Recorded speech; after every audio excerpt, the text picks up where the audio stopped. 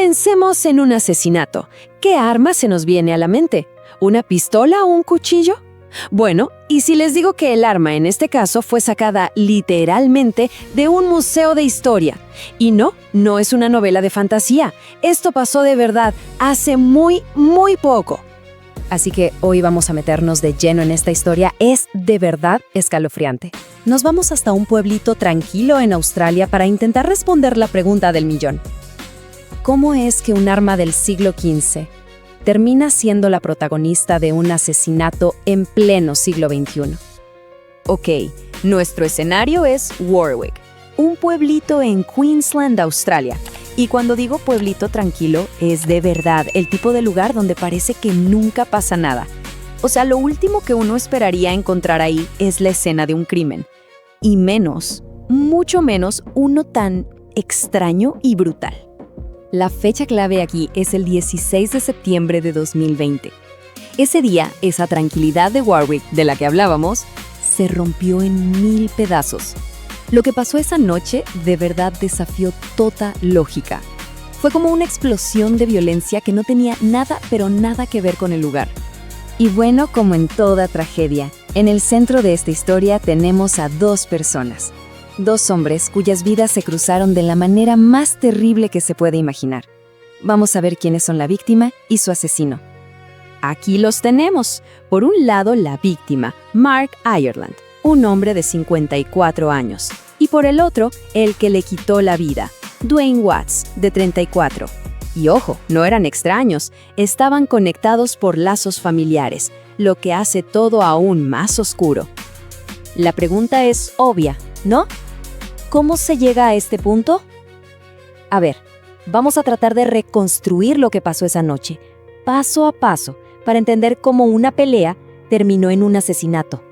Todo parece que empezó como tantas otras malas noches, una discusión con alcohol de por medio.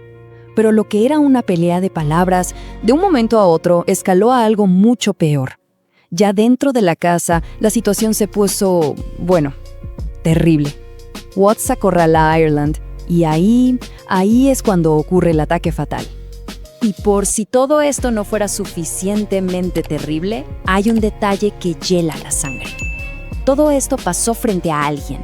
¿Frente a quién? Frente al propio hijo de Mark Ireland. Imaginen esa escena. Su hijo, viendo todo y, como dijo la fiscalía, tratando desesperadamente de hacer algo, de intervenir. Pero, más allá de lo brutal del ataque, volvemos a ese detalle que les decía al principio.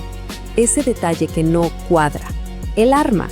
Es que es tan anacrónica, tan fuera de lugar, que tenemos que detenernos un momento a ver qué es exactamente. Entonces, ¿qué es una alabarda? Para que nos quede claro, es un palo larguísimo con una cabeza que es como una mezcla de hacha y lanza.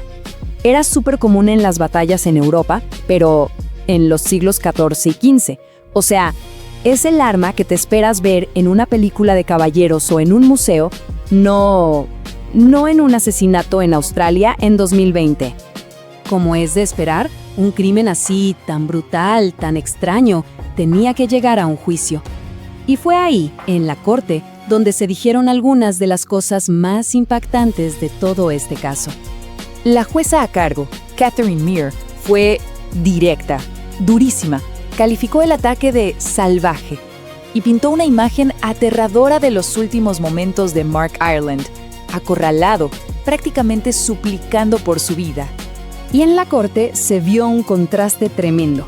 Por un lado tenías las palabras de la jueza, hablando sin tapujos de una vida arrebatada, de unos hijos que se quedaron sin padre en las peores circunstancias posibles. Y por el otro, una disculpa por escrito de Watts, el asesino, diciendo que lo sentía y que buscaría un futuro mejor. Son como dos mundos chocando sobre la misma tragedia. Y bueno, los tiempos de la justicia son lentos. Antes de que se dictara la sentencia final, Dwayne Watts ya llevaba 1,702 días en prisión preventiva. ¡1,702! Estamos hablando de más de 4 años y medio esperando el veredicto final. Finalmente llegó la sentencia, y fue la máxima, cadena perpetua. Para el sistema judicial, el caso quedaba cerrado. Dwayne Watts podrá pedir la libertad condicional recién en el año 2040, Pero más allá de la sentencia, este caso nos deja pensando, ¿no? Es inquietante. Uno ve un arma así, tan del pasado, y se pregunta, ¿realmente cambia tanto la violencia humana con el tiempo? Las armas evolucionan, la tecnología avanza, pero ¿la brutalidad sigue siendo la misma? ¿O es que a veces simplemente encuentra formas viejas, casi olvidadas, de volver a aparecer?